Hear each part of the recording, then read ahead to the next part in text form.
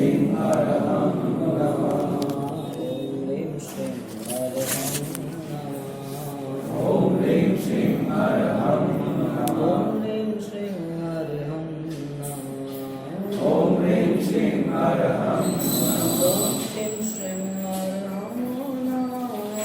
ओम ह्रीं श्रीं अरहं नमः। ओम ह्रीं श्रीं अरहं नमः। ओम ह्रीं श्रीं अरहं नमः।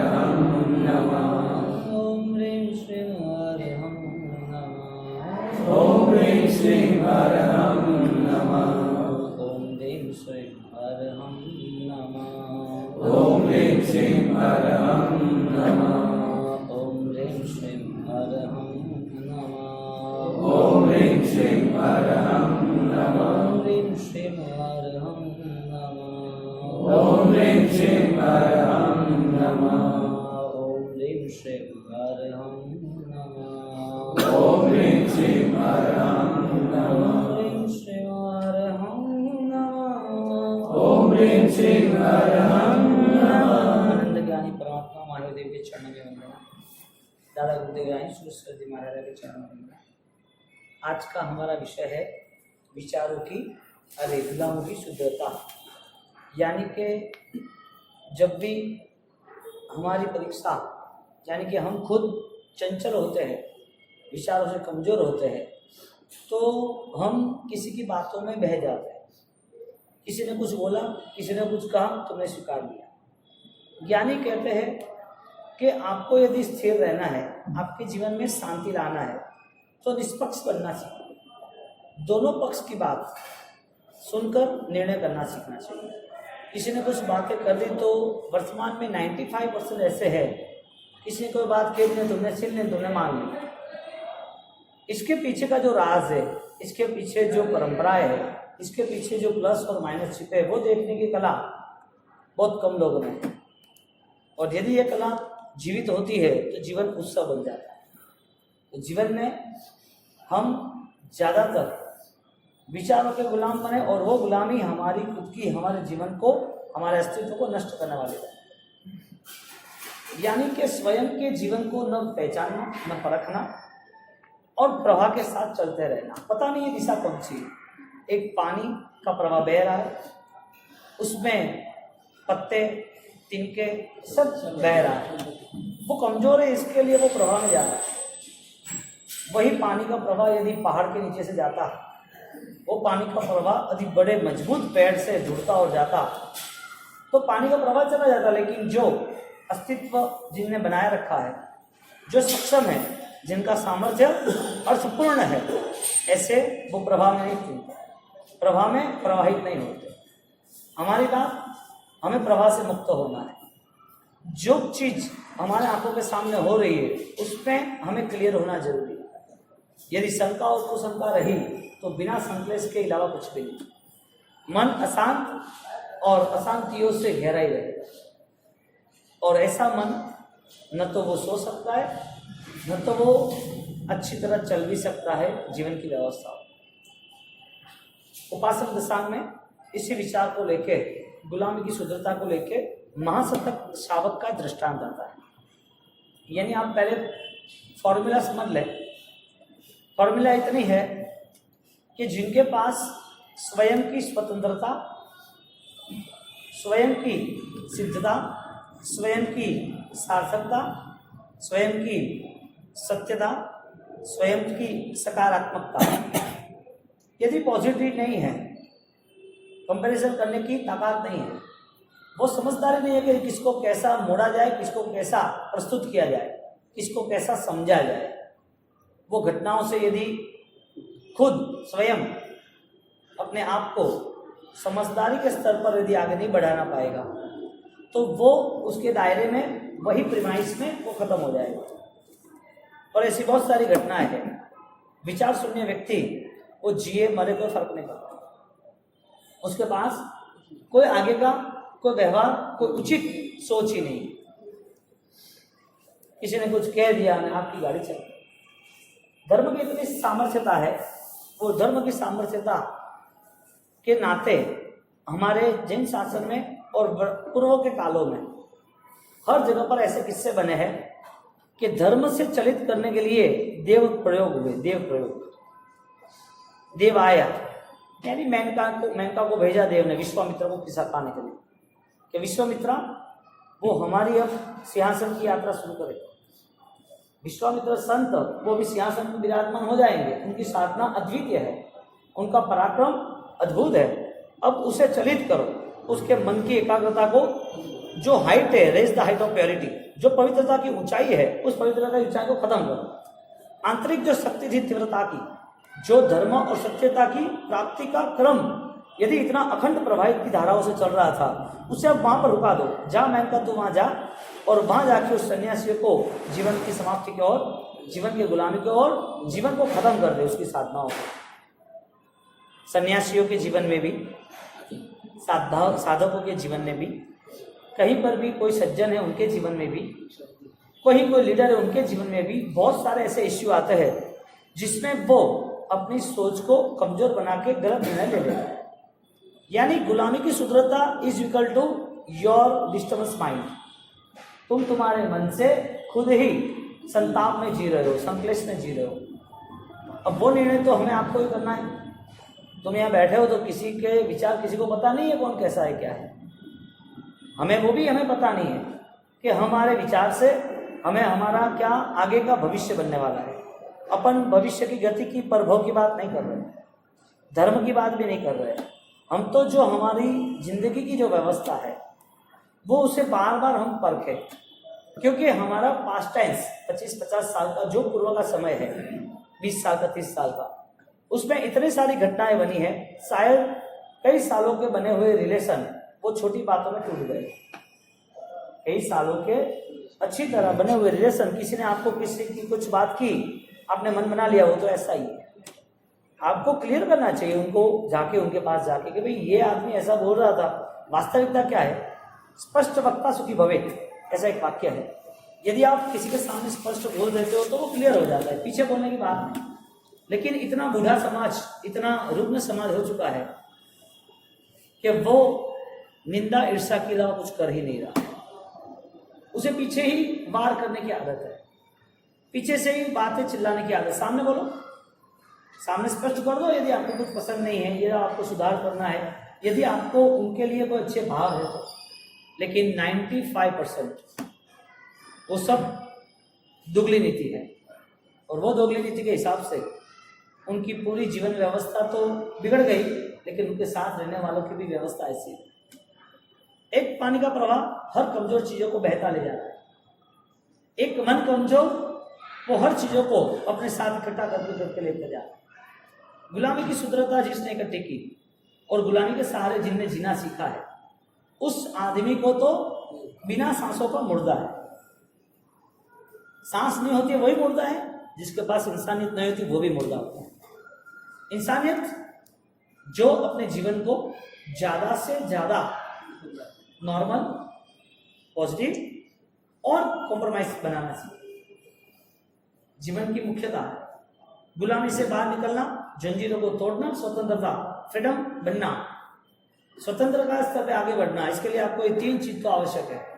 आपको समाधान करना पड़ेगा, आपको सकारात्मक पॉजिटिव रहना पड़ेगा, और आपको अपने विचार से स्टेबलाइज, खुद के विचारों को खुद से परिचित करना पड़ेगा, सही गलत का निर्णय करना पड़ेगा। अब आप आपके पास्ट टेंस को देखो, और पास्ट टेंस को देखने के बाद जो लोग हमारे साथ जुड़े हुए, जिससे हमें अनुकूलता मिल रही है, जो हमारे साथ, हमारे कार्य के साथ अनुरूप काम कर रहे, ऐसे लोगों के साथ रहने के बाद वो आदमी यदि कुछ बात बता देता है तो बोले हाँ वो सही बात, इसने बात की वो सही होगी। हमारा निष्पक्ष व्यवहार, हमारा टेस्टिंग, अदरवाइज नहीं।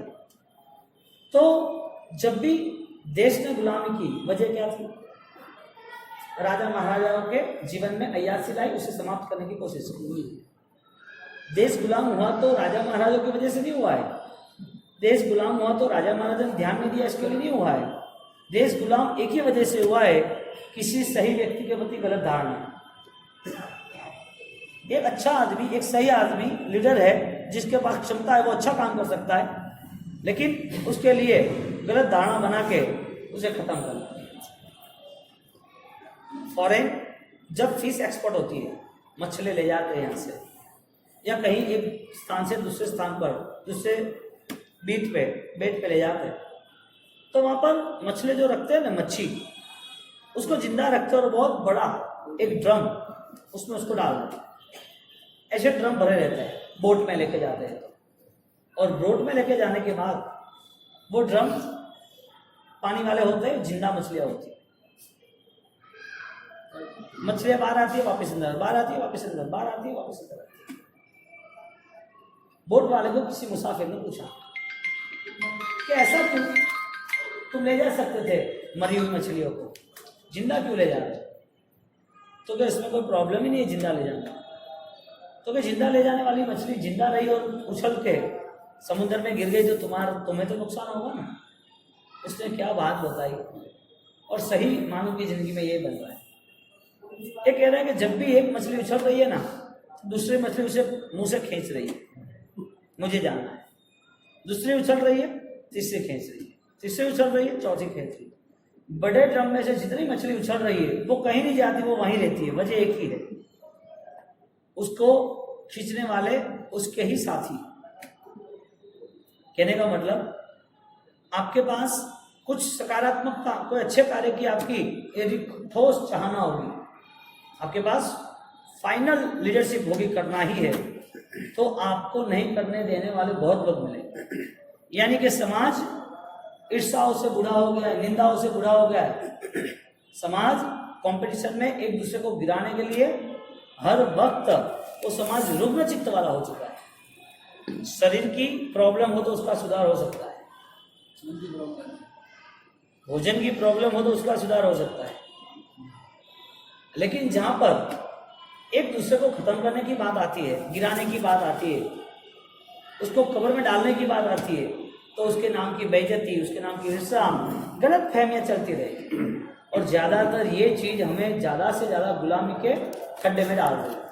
हमारे जीवन में जो हमारा जवेरात है, उसे सूरज की किरणें छू ही नहीं रही। हमको खदान में दबे हुए हीरे हैं, हम बाहर आने की कोशिश नहीं करते। हम खदान में हमारे मूल्यों को हम दबा के रहते हैं। एक बार तो बाहर आओ, देखो तो सही, सूरज की किरणें छूती है और फिर क्या रंग लाता है।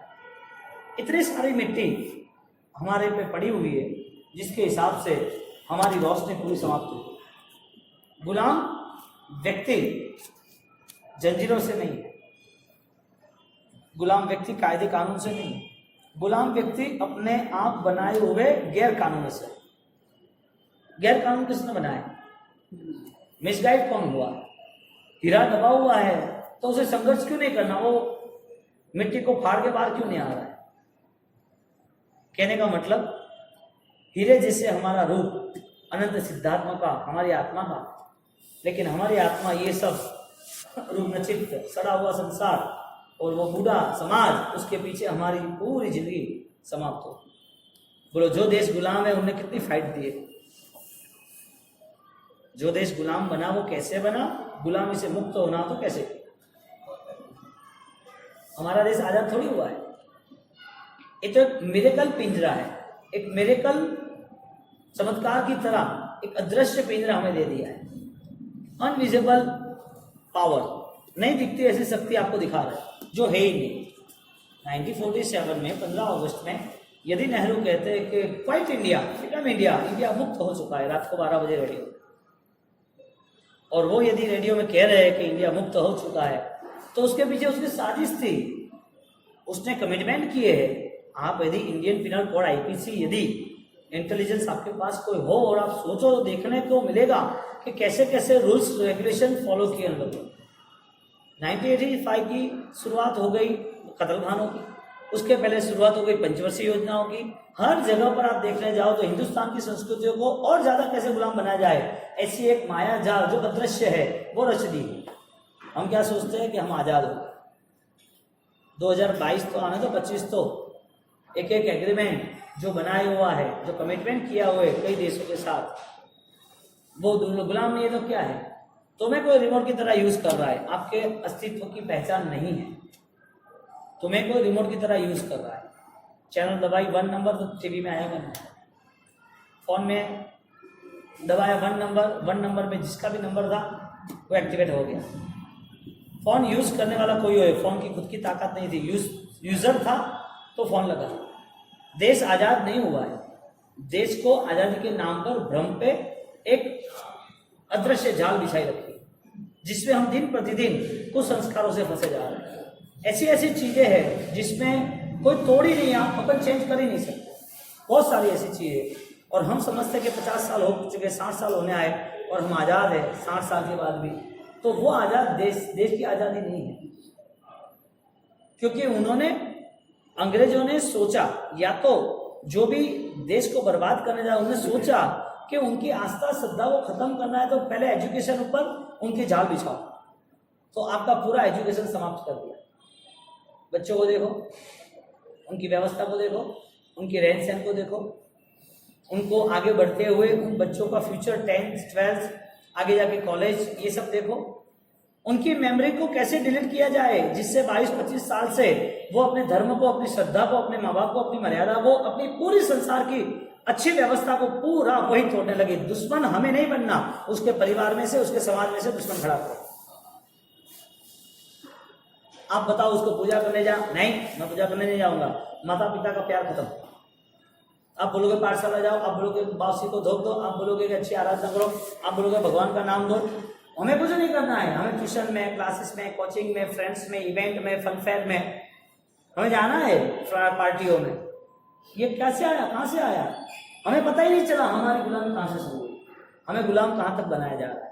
और आगे नए 10 ईयर्स, आफ्टर ऑल एजुकेशन के नए 10 ईयर्स वो आएंगे, माँ बाप को ऑलरेडी अमेरिकन सिस्टम में आना पड़ेगा, बेटा अपने हिसाब से संभाल लेगा। जिसका बिजनेस नहीं है, जिसको सर्विस दी जा रही है बड़े बड़े पेमेंटों की, वो बड़े पेमेंट वाला शायद उद्यान भी कराएगा, नौकाण भी कराएगा, चौमासा भी कराएगा।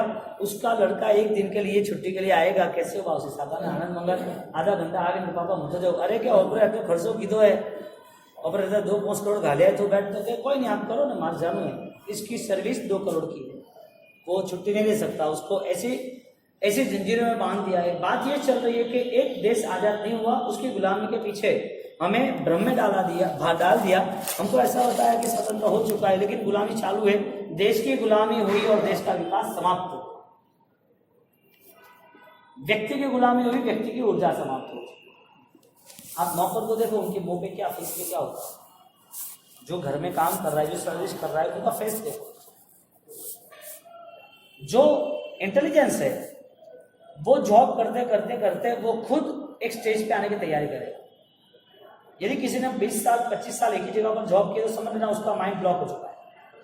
उसको ऐसा ही है कि 50,000 मुझे मिल गए, इनफ, परिवार का पूरा बोझा मैं संभाल लूंगा, चलेगा, बिजनेस नहीं करना, नुकसान होगा, कंपटीशन है, परेशान होगा, दिमाग से संभाला नहीं जाता, ऐसा नहीं करना है। ये सब कौन कह रहा है? जिसको जॉब पसंद है, जिसको फिक्स इनकम पसंद है, वो कह रहा है। कहने का मतलब चारों ओर एक ही बात चलाइए, job replace, startup India, stand up India, make in India. क्यों? जो देश समृद्ध था, व्यापारी था, जो देश सोने की चिड़िया से कह रहे थे, उस देश की गुलामी विचारों से हो गई। यानी कि विचारों का गुलाम, उसकी ऊर्जा समाप्त।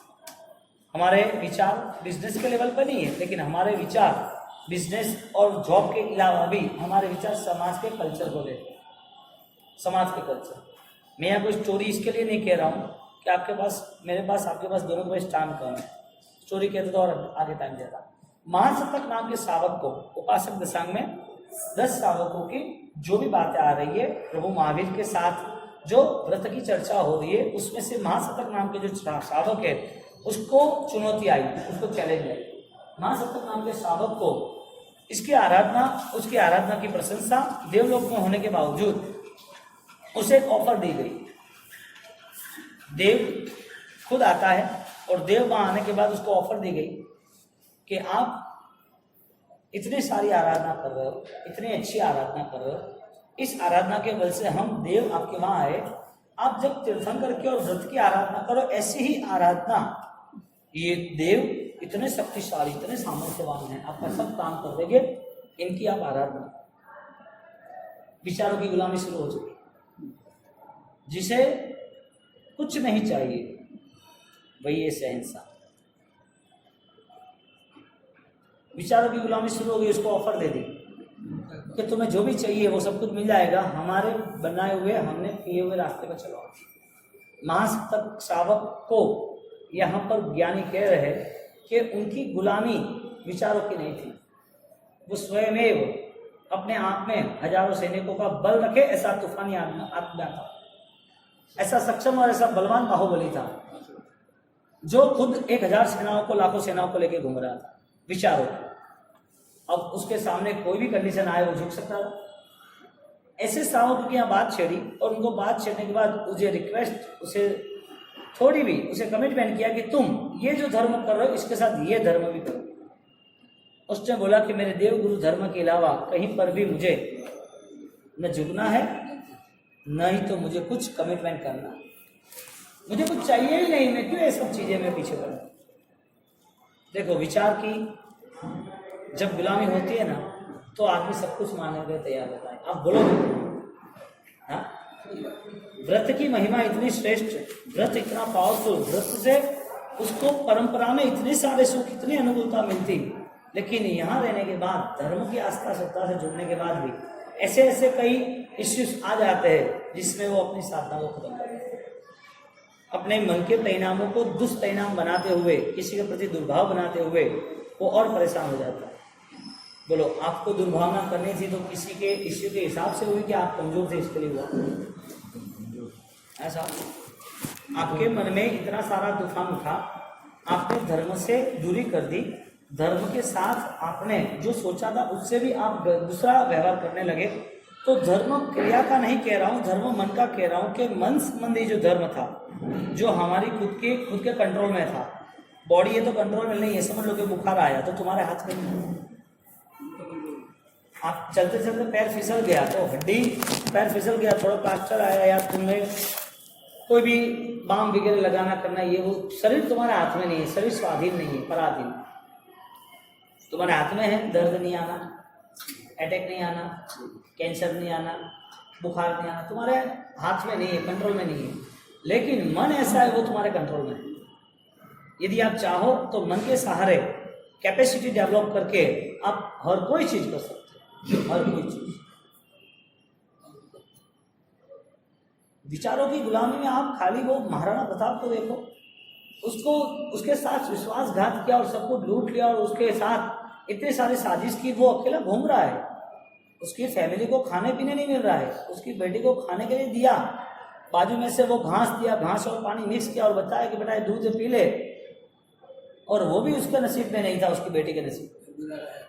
और जब दरबार में मोहम्मदन ने खाली, मुसलमान ने उन्हें बताया अकबर ने कि अब महाराणा वो मेरे शरण में आने वाला है, तब वहां का उल्लेख है शास्त्रकारों का और हमारी हिस्ट्रियों का, वहां का जो भामाशाह था, भामाशाह उसने सोचा कि ये बात हो नहीं सकती, यदि राणा आ गया उसके चरणों में तो पूरा देश गुलाम हो जाएगा, लाल किला पे पूरी टोपियां और मुसलमान झंडे लग जाएंगे, धर्म परिवर्तन हो जाएगा, संस्कृति की रक्षा नहीं रहेगी, मान मर्यादा छिन्न भिन्न हो जाएगी, नहीं हो सकता।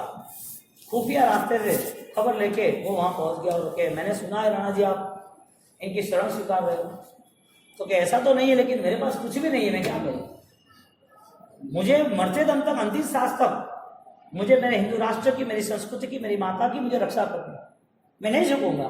बोलो, विचारों की गुलामी नहीं थी, इसके लिए इतना बल था और वो गुलाम होता था। ऐसा गुलामी में कितना सहन करना पड़ता है, कितना नुकसान होता है। स्वयं की जागृति वही तुम्हारे लिए सफलता है। इधर जब उसको पता चला कि नहीं झुकना था, क्या प्रॉब्लम है, बस मेरे पास शस्त्र नहीं है, सैनिक नहीं है और इस सबको लाने के लिए पैसा नहीं है। जब जैन समाज के भामाशा ने उनको धन दिया, ये लो 25 करोड़ सोना और आपको जो कुछ जैसे लगाना वो लगा। बोलो हमारे पास कौन से ऐसे विचार है जिससे हम हमारी आत्मा की स्वतंत्रता को पा सकते हैं? न तो हमारे पास सही यूज करने के लिए पैसा है, न हमारे पास सही धर्म करने के लिए शरीर है, न हमारे पास सही सोचने के लिए मन है, न तो हमारे पास आयुष्य को सही करने के लिए समय है। जन्म हुआ है कीड़ों मकोड़ों की तरह, वो मरते हैं, हमारा समय आएगा हम भी मर जाएंगे, तो नया कुछ नहीं, एक्स्ट्राऑर्डिनरी कोई क्रेज नहीं होता है। नया यूज करना चाहिए बाय द फीलिंग्स, खुद को अंतरात्मा से जगाकर खुद के विचारों को कंट्रोल करके एक स्वाभिमान की जिंदगी जीना चाहिए। ये क्या करना है, मुझे कैसे जीना है, कुछ चीजों के नियम बनाने ही चाहिए कि मेरे जीवन में जैन कल्चर होने के नाते इतना तो नहीं होना चाहिए। और सबसे पहला धर्म यही है, किसी की गलत फहमियों को भूल जाओ। किसी ने कुछ गलत किया है तो उस बातों को रंगे चंगे, उस बातों को नया रूप मत दो। इतने तो क्वालिटी इंसान के जीवन में होनी चाहिए। सांसें नहीं होती है वो मुर्दा नहीं होता है, जिसमें इंसानियत नहीं हो तो वो भी मुर्दा ही होता है। हमें इंसानियत लाना है। इंसान तो है ही, बहुत सारे इंसान है, लेकिन क्वालिटी सब में नहीं है। हमें वो क्वालिटी मेंटेन करनी है और वो इंसानियत के नाते हम शुरुआत करें। गलतियां भूलना सीखना है, गलती हो गई तो हम माफ़ी देना सीखना है। किसी की गलती हो गई तो उसकी गलती के साथ एहसास ना हो ऐसा उसके साथ व्यवहार करना है। कितना कठिन है संवत्सरी महापर्व है। 3 घंटे में संवत्सरी हो जाती तो बहुत अच्छा सौदा है, कोई प्रॉब्लम नहीं। कितने घंटे में? 3 घंटे में संवत्सरी भेज जाए तो ये सौदा सस्ता है। एग्रीमेंट ओके डन, सही करता है। कोई बोलो कि 100 किलो होने तो 1000 रुपये ले लो। कोई कहे कि इतना हीरा है 500 कैरेट का थोड़े 5 लाख में दो, 5 करोड़ माल 5 लाख में दे। लेवारी भूल की तो हजम्बो कि वो काचरा सुपड़ा ही है, कोई होम नहीं है, कोई सौदी नहीं है, कोई हीरा नहीं है। सस्ता में दे रही हो तो शायद सही ले तो सोने का माल ले तो धारे प्रॉब्लम। बात यह है कि सस्ता सौदा करने वाला प्रॉब्लम में आता है। हमारे मन में हमने सस्ते सौदे कर लिए, हम फंस गए। सस्ते सौदे यही रहे, धर्म की क्रिया खड़ी रही, धर्म के भाव के लिए कोई लेना नहीं। तो एक इस प्रवचन के हेतु एक संकल्प बल निर्मित करें और वो संकल्प बल न किसी की निंदा करनी, कोई हमारी निंदा करे तो कॉम्प्रोमाइज करो, न कोई चीज बात सुन के इसके साथ बैर विरोध और दुश्मनावट शत्रुता छेड़ो। और हमारे जीवन में जितना हो सके इतना हमसे भी आगे कोई अच्छी तरह जिंदगी जी रहे तो हम भी जीना सीखें, हम भी किसी के लिए आदर्श बने, हम ही अच्छे बने ना। दूसरे की गलतियां खोज के दूसरा अच्छा नहीं है ऐसी बात करके इससे अच्छा हम ही अच्छे बने। इसी तरह मन की भावनाओं को स्थिर करके आगे बढ़े, कटार वैसे फिर वैसे। आंखें बंद करें।